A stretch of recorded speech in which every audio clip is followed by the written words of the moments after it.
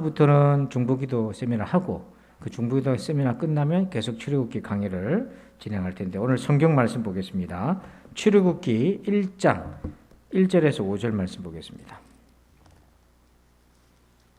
자, 오늘부터 출애굽기 강의 오늘 첫 시간인데요. 우리 계획이라는 단어가 있습니다.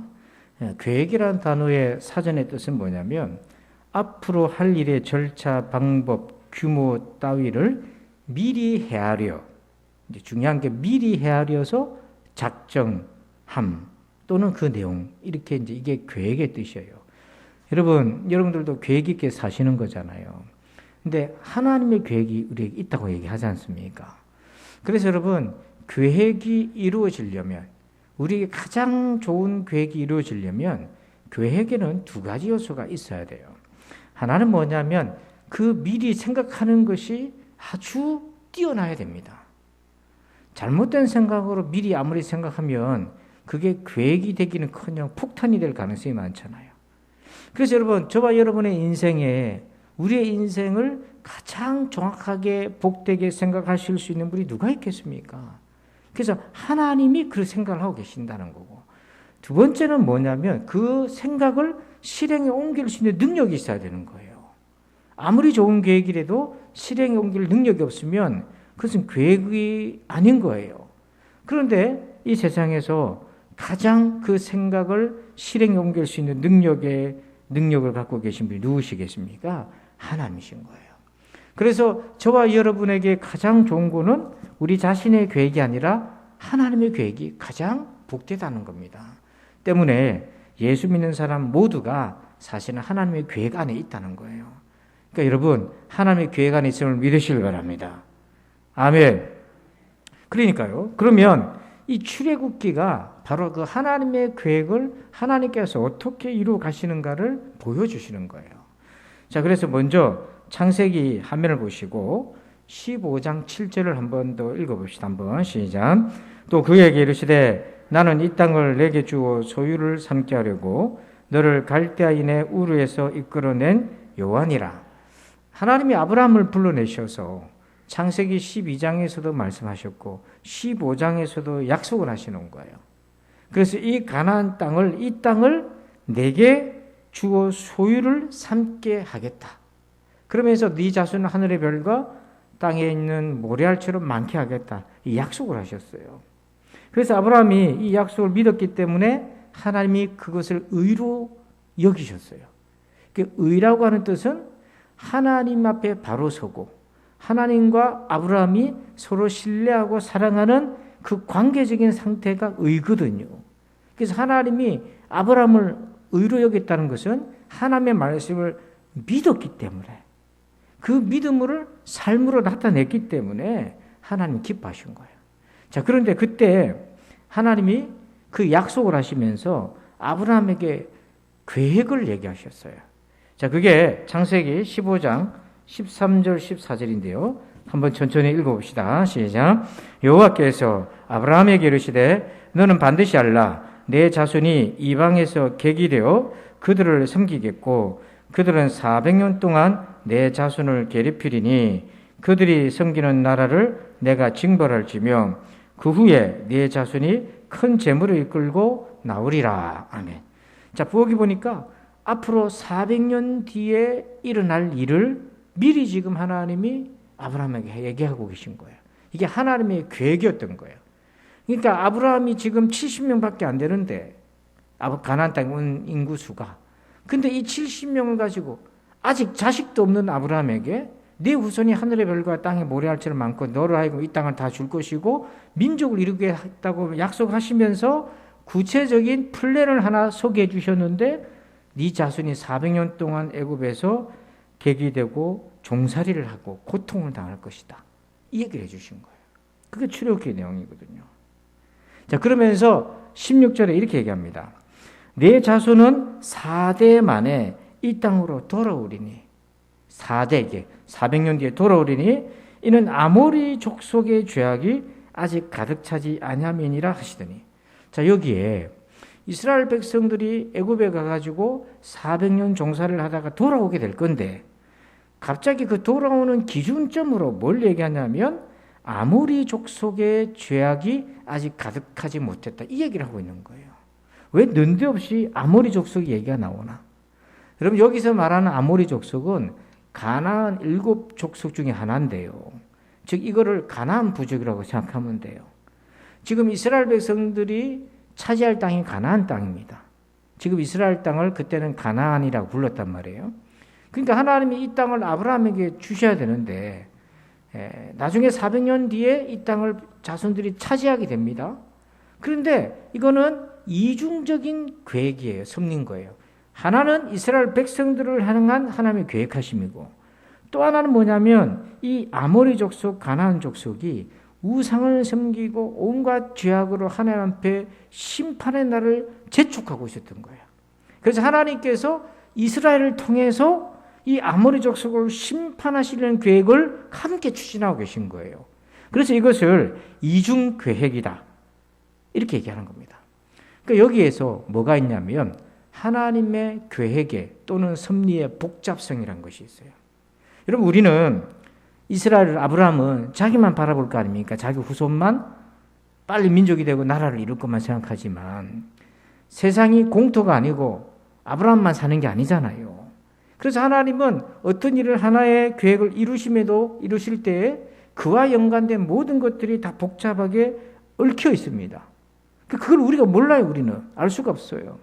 하지만 하나님은 이 세계를 다스리고 계시기 때문에 그 복잡함을 풀어가시면서 자신의 뜻을 이루어 가시는 거예요. 때문에 우리도 이런 하나님의 섭리에 대한 시각이 필요한 겁니다. 우리가 어떤 기도를 하더라도요. 여러분의 가정을 위한 기도를 하고 교회를 위한 기도를 하고 나를 위한 기도를 하더라도 직장을 위한 기도를 하더라도 나는 내 것만 보지만 하나님께서는 그것을 응답하시기 위해서 연관되어 있는 많은 복잡한 변수들을 다 다스리고 섭리하셔야 되기 때문에 거기에는 때가 필요한 것이고 거기에는 우리가 원하는 기도를 넘어서서 하나님이 가장 좋으신 응답하심이 흘러가야 된다는 거예요. 그래서 하나님의 계획을 믿는 사람들은 이 하나님의 섭리의 복잡성을 가늠할 수는 없지만 이해하고 그 때를 기다릴 수 있는 믿음이 필요한 거예요. 그래서 오늘 지금도 여러분 우리가 나는 내 계획 따라 살아간다 이런 사람하고 나는 하나님의 계획 속에 있다 하는 사람과 어떤 사람이 평안하겠습니까? 여러분 하나님의 계획 안에 있기를 믿음으로 고백하시길 바랍니다. 그리고 여러분 가늠할 수 없지만 하나님께서 역시 다스리고 계시다. 알 수 없는 그 순간이라도 하나님 그렇게 하신다 하는 걸 꼭 믿으십시오. 그래서 아브라함이 네 자손이 400년 종살이 한다 했을 때 그게 어떻게 받아들여졌겠어요? 왜 하필 종살이를 하지? 그걸 알 수가 없었던 거예요. 하나님 이스라엘을 민족으로 만들으시는 그 과정을 그 시대에는 그만큼 적합한 길이 없었다는 거죠. 그래서 하나님 그렇게 인도를 하신 거예요. 자, 그렇다면 자, 세부적으로 들어가서 하나님은 어떻게 자신의 그 계획을 이루어 가시나? 자, 우리 1장 1절 봅시다. 출애굽기 1장 1절. 같이 한번 읽어봅니다. 시작. 야곱과 함께 각각 자기 가족을 데리고 애굽에 이른 이스라엘 아들들의 이름은 이러하니. 아멘. 자, 야곱의 가족들이 어디로 왔다고 되어 있습니까? 1절에 보니까 애굽에 왔다고 되어 있어요. 여러분, 애굽으로 오는 길이 크게 두 길이 있어요. 사람의 계획에 따라 오는 것이 있고 하나님의 계획에 따라 오는 것이 있어요. 여러분 애굽에 내려왔다 그러면 생각나는 사람이 누가 있습니까? 자, 우리 창세기 12장 10절에 보면 아브라함이 애굽으로 내려왔어요. 그 땅에 기근이 들었으므로 아브라함이 애굽에 거류하려고 그리로 내려갔으니 이는 그 땅에 기근이 심하였습니다. 아브라함이 버티다가 도대체 이 기근을 감당할 방법이 없어서 애굽으로 내려갔어요. 그때 아브라함이 애굽으로 내려갈 때 하나님의 인도를 받았어요, 안 받았어요? 안 받았습니다. 자기 계획에 따라 자기 생각에 따라 애굽으로 내려가 버렸어요.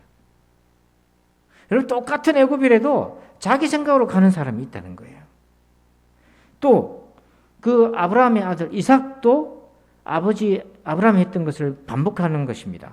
창세기 26장 1절 한번 같이 읽어봅시다. 시작. 아브라함 때에 첫 흉년이 들었더니 그 땅에 또 흉년이 들매 이삭이 그랄로 가서 블레셋 왕 아비멜렉에게 이르렀더니 아브라함 때 첫 번째 큰 흉년이 생겼는데 이삭의 때 또 생겼어요. 그랬더니 이삭이 어떻게 했냐면 그랄로 내려가서 블레셋 왕 아비멜렉에게 이르렀다 이렇게 돼 있잖아요. 왜 그랄로 내려갔나? 그랄이란 지역이요, 애굽으로 가는 길목입니다. 그러니까 지금 이삭이 그랄로 갔다는 것은 이삭도 애굽으로 가려고 지금 발을 내디딘 거죠. 이때도 나중에는 하나님 막으셨어요. 너 가지 마라. 여기서 머물러라. 그래서 이삭이 그 해 100배나 되는 소출을 거두게 되지 않습니까? 가지 마라. 그러니까 애굽을 내려갔는데 아브라함과 이삭은 자기 생각, 자기 계획을 가지고 애굽으로 내려갔다는 얘기인 거예요. 그런데 정반대가 있습니다. 또 애굽으로 내려간 사람이 또 있어요. 누구가 있겠습니까? 요셉이에요. 요셉은 자기 애굽으로 갈 생각이 없었어요. 가고 싶지도 않았어요. 근데 형들의 배반과 음모에 의해서 강제적으로 애굽에 팔려가다시피 해버린 거예요. 자, 이때 나중에 창세기 45장 7절에 요셉이 이렇게 고백합니다. 7절 8절에 보니까 하나님이 큰 구원으로 당신들의 생명을 보존하고 당신들의 후손을 세상에 두시려고 나를 당신들보다 먼저 보내셨나니 그런즉 나를 이리로 보낸 이는 당신들이 아니요 하나님이시라. 하나님이 나를 바로에게 아버지로 삼으시고 그 온 집의 주로 삼으시며 애굽 온 땅의 통치자로 삼으셨나이다. 자, 누가 요셉을 애굽으로 보냈습니까? 하나님 보냈어요. 그러니까 같은 애굽이라도 자기 생각으로 내려간 아브라함과 이삭이 있고 하나님이 보내신 요셉처럼 애굽으로 간 사람이 있다. 그래서 여러분, 애굽이 중요한 게 아니고 뭐 때문에 애굽에 내려갔나?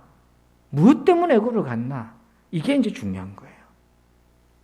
그래서 애굽 자체가 아니라 하나님은 애굽을 때로 쓰실 때가 있거든요. 애굽 자체가 아니라 누굴 따라갔냐? 왜 갔나? 그래서 우리가 경계해야 될 것이 이거예요. 애굽을 의지해서 내려가는 것. 이게 사람의 계획이고 사람의 생각입니다. 하나님을 의지해서 애굽을 내려갔을 때는 문제가 없어요. 하나님 인도하신 거니까. 근데 그게 아니라 하나님 인도, 하나님 의지하심 이런 거 없이 애굽 자체를 의지해 가서 내려갔다. 이게 사람의 계획에 따라 내려가니까 아브라함이 어떻게 됩니까? 일이 꼬이잖아요. 자기 아내를 바로에게 빼앗길 위기에 놓여져 있고 자기가 죽을 것 같은 거죠. 그래서 자기 아내를 누이라고 속이면서 자기 살려고 부인을 내주잖아요. 일이 자꾸 꼬이게 되는 겁니다, 이게. 그래서 우리가 누구를 의지하느냐. 그런데 안타깝게도 이스라엘에게는 항상 히든 카드가 뭐였냐면 애굽이었어요. 항상 그 주변 애굽이 늘 있었어요. 그래서 으슨 일만 생기면 이스라엘은 애굽에 기대는 습관이 있었다는 거예요. 자, 성경 한번 봅시다. 이사야서 31장 1절. 한번 읽어봅니다. 시작. 도움을 구하러 애굽으로 내려가는 자들은 화이실 진저 그들은 말을 의지하며 병거의 많음과 마병의 심히 강함을 의지하고 이스라엘의 거룩하신 이를 앙모하지 아니하며 여호와를 구하지 아니하나니. 여러분, 오늘 우리의 애굽은 무엇입니까? 애굽으로 내려가는 사람은 화가 있다. 도움을 구하러 애굽으로 내려가는 사람은 화가 있다. 그 도움을 하나님께 구하지 않고 애굽에다가 목을 메고 있는 사람. 그래서 애굽이 가지고 있는 말, 마병. 그러니까 이때 이제 이사야 시대 때가 뭐냐면 아수르 제국이 이스라엘을 쳐들어왔을 때 전쟁의 위기감이 돌고 전세가 불리할 때 이걸 어떻게 극복해야 할 방법이 없어서 애굽에다가 원병 요청을 하고 군인 요청을 하고 의지와 군사적 동맹을 맺고 이런 거거든요. 근데 인간적으로 생각하면은 그게 살 길처럼 보이는 거죠. 아브라함이 기근 때문에 애굽에 내려간 것과 이스라엘이 아수르 때문에 애굽에 도움을 청한 것과 그게 같은 얘기인 거였던 거죠. 근데 1절 끝에 보니까 거룩하신 하나님을 이스라엘의 거룩하신 이를 앙모하지 않았다 그랬어요. 앙모가 뭐냐면 하나님의 도움을 얻기 위해서 하나님만 쳐다보고 있는 거예요, 이게. 하나님만 바라봤어야 되는데 애굽을 자꾸 의지하는 거예요. 그래서 이스라엘은 아브라함 때부터 시작해가지고 이스라엘이 국가가 세워지고 다윗 솔로몬 왕 이후 시대 때도 계속해서 이스라엘이 무슨 일만 터지면 애굽 쪽을 쳐다본 거예요. 여러분, 오늘 저와 여러분의 애굽은 무엇입니까? 하나님보다 더 먼저 쳐다보고 도움을 구하고 하나님께 도움을 구하고 앙모하기보다 더 먼저 쳐다보고 손을 뻗고 있는 데가 무엇입니까? 여러분, 애굽이 우리를 살리는 게 아니라 하나님이 살리시는 거예요. 근데 애굽을 의지할 때는 여기 뭐가 도사리고 있는가? 자, 예레미야 46장 25절 보세요. 한번 읽어봅시다. 시작. 만군의 여호와 이스라엘의 하나님께서 말씀하시니라. 보라, 내가 노예 아몬과 바로와 애굽과 애굽 신들과 왕들 곧 바로와 및 그를 의지하는 자들을 벌할 것이라. 아멘. 자, 예레미야서의 배경도 이제 예루살렘이 바벨론에 의해서 망하고 패망하고 포로로 끌려가는 그 과정 속에 있지 않습니까? 그때 또 이스라엘이 백성들이 어디로 도망가냐면 애굽으로 도망을 가는 거예요. 하나님이 예레미야 보고 바벨론으로 끌려가라. 그것이 좋은 무화과 광주리와 같아. 글로 간 사람들은 상하지 않고 보존해서 다시 돌아오게 할 것이고 내 말에 불순종해가지고 예루살렘에 남아있거나 애굽으로 도망가면 썩은 무화과가 가득한 광주리처럼 될 거다. 하나님이 예레미야를 통해서 환상을 보여주신 거예요. 그러니까 사람의 눈에는 예루살렘 있는 게 좋고 바벨론을 피해갖고 애굽으로 가는 것이 피난 가는 것이 안전하게 보이는데 하나님의 계획은 그게 아니었어요. 도리어 바벨론을 끌려가서 거기서 집을 짓고 자식을 놓고 살면서 하나님이 예루살렘을 새롭게 만드실 남은 자로서 바벨론에 끌려간 이들을 불러들여서 나중에 에스라와 이런 느헤미야와 이런 사람들을 통해서 불러들여서 스룹바벨과 이런 사람들을 통해 불러들여서 예루살렘을 새롭게 하실 그 남은 자를 하나님이 쓰시겠다 했던 거거든요. 근데 그게 불순종했던 사람들이 어디로 도망가고 어디에 했냐면 애굽으로 간 거예요. 근데 애굽을 의지하면 반드시 따라오는 것이 있어요. 거기 보니까 내가 노예 아몬과 이 노예 아몬이라는 거, 아몬은 이게 뭐냐면 이집트 수도 북쪽에 있는데 거기에 한 애굽의 신입니다. 신의 이름 아몬이라고 하는 거고요. 그리고 바로와 애굽과 애굽의 신들과 신이 나오잖아요. 결국 애굽을 의지하는 것은 우상 숭배로 간다는 겁니다. 그러니까 여러분, 우상이라는 게 결국 뭐냐면 하나님처럼 섬기는 게 우상이잖아요. 근데 급하고 힘들 때 하나님을 찾기보다 다른 걸 더 의지하게 되면 그게 우상인 겁니다, 사실은. 그래서 애굽을 자꾸 쳐다보고 애굽으로 자꾸 내려가는 것은 아브라함이나 이삭이나 기근이 와서 힘들 때 애굽으로 자꾸 자기들 기도도 안 해보고 마음대로 내려간 거는 뭐냐면 애굽이 그들이 우상이었던 거예요.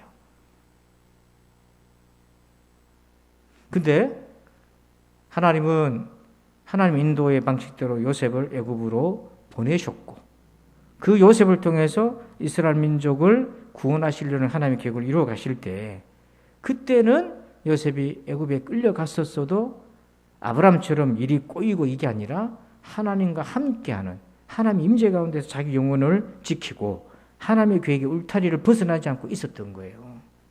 그렇게 인내의 세월 속에서 마침내 형들과 만나면서 나를 이리로 보낸 건 하나님이셨구나 하고 깨닫게 되는 겁니다. 자, 이게 애굽이 중요한 것이 아니라 사람의 계획으로 가는 거냐 하나님의 계획으로 가는 거냐 이게 중요했다는 겁니다.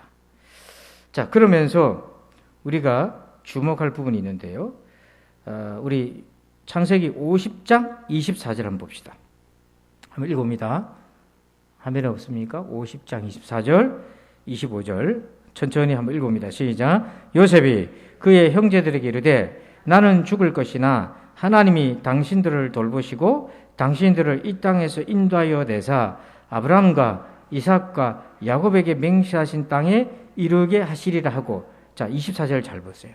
그러니까 자기가 내가 왜 애굽에 왔는지 하나님이 보냈다는 걸 깨닫고 나니까 아브라함에게 했던 그 약속 있잖아요. 네 후손이 400년 동안 애굽에서 종살이 하다가 재물을 들고 나올 것이다.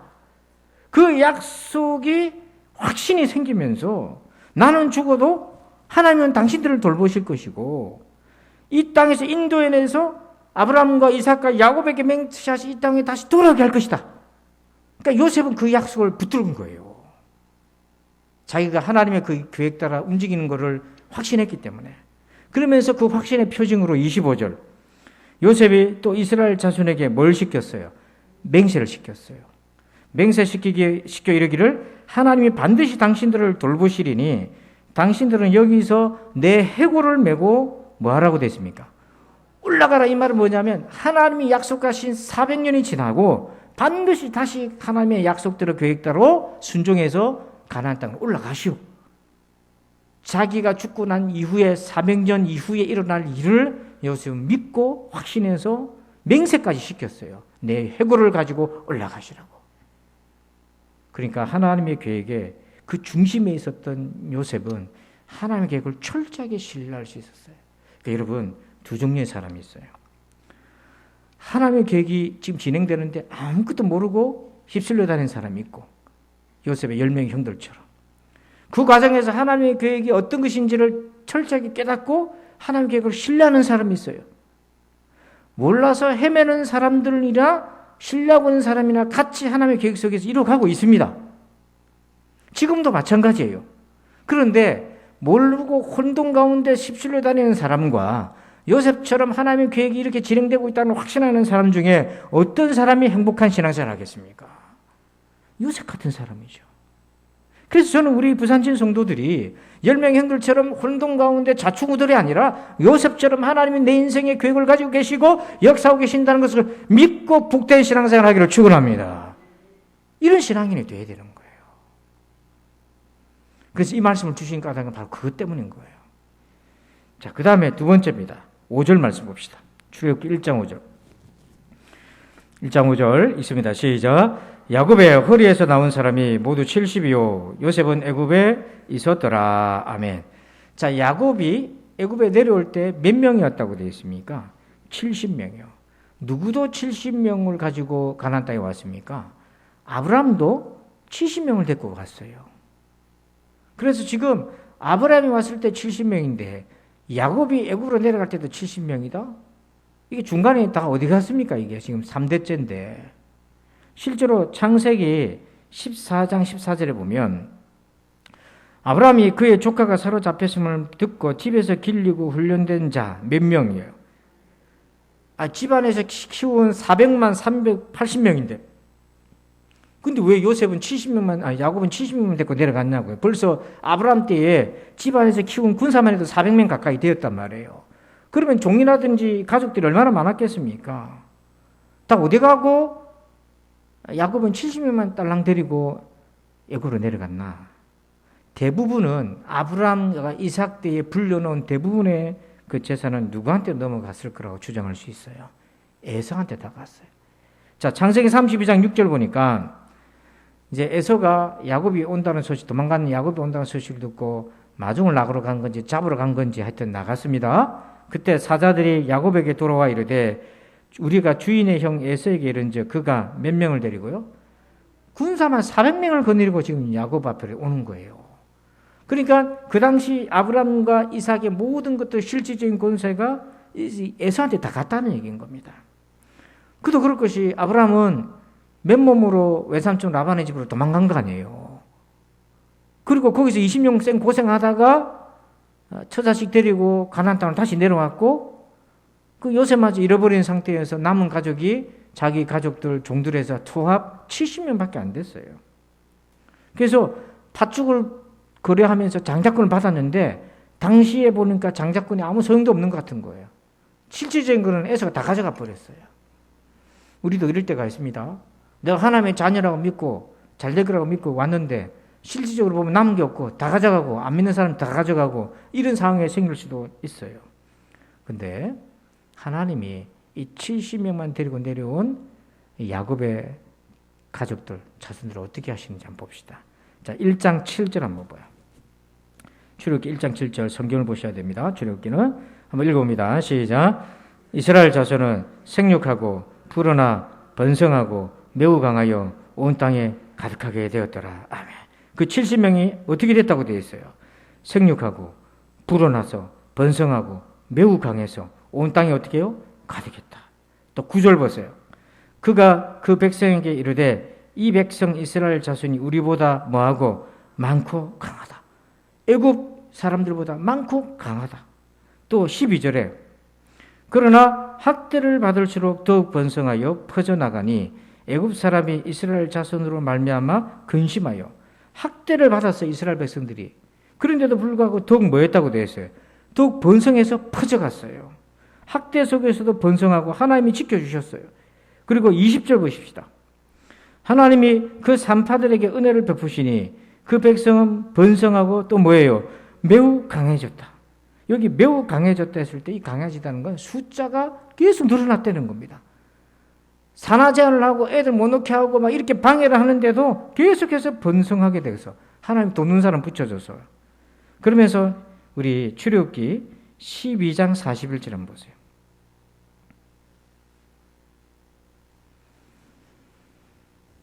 12장 41절. 출애굽기 12장 41절. 자, 한번 읽어봅니다. 시작. 430년이 끝나는 그날에 여호와의 군대가 다 애굽 땅에서 나왔은즉 몇 년이 지난 뒤에 아브라함 때는 400년이라 했고요. 이거는 430년이냐. 이 계산법에 대해서 얘기가 많은데요. 계산법은 그렇습니다. 이 400년은 종살이 기간이고 430년 그러면 이제 요셉이 총리가 되고 난 이후부터 시점을 계산해 가지고 요셉이 총리가 됐을 때는 애굽 백성들이 종이 아니었잖아요. 요셉의 총리 대신에 애굽의 은인의 가족들로 대접받은 거지. 그런데 요셉이 죽고 나니까 이 종의 신분으로 전락해서 학자들의 얘기는 대부분 그게 그렇게 이제 풀이합니다. 해석하는데 여러 가지 해석이 있지만 그렇게 이해를 하는데 자, 중요한 거는 400년이라고 하는 그 엄청난 학대의 세월입니다. 이스라엘이 잘 살았을 때는 요셉이 있을 때고요. 요셉이 죽고 난 뒤로부터는 종살이 하면서 핍박을 엄청 받았는데 그게 400년 받았어요.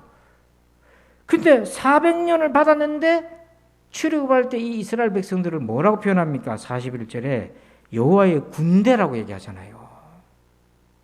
무너지지 않고 깨지지 않고 망하지 않고 생존해서 군대가 돼가지고 나오고 있고요. 자, 그러면서 12장 출애굽기 12장 37절 읽습니다. 시작. 이스라엘 자손이 람셋을 떠나서 숫곳에 이르니 유아 외에 보행하는 장정이 60만 가량이요.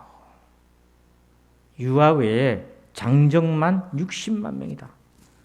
여러분 400년이 핍박의 세월이었어요. 좋은 세월이 아니고 번창의 세월이 아니고 그렇게 핍박을 받았던 400년이었지만 하나님께서 이스라엘을 딱 지켜주시니까 그 70명 실질적인 건 에사한테 다 뺏기고 그냥 70명만 데리고 내려왔지만 400년간 핍박받는 세월 속에서도 싸울 수 있는 군대 숫자만 60만 명이 되고 또 노약자 어린아이들 따라 나오는 중다한 잡족들까지 계산하면 수백만이 되었을 거라고 추정하는데 그 모든 것들을 누가 그렇게 지켜주시고 번성하게 해주셨습니까? 하나님인 거예요. 하나님은 약속을 지키시는 거예요. 끊임없이 그 약속을 지키지 못하도록 해방하는 세력들이 있지만 하나님 그렇게 하신 거예요.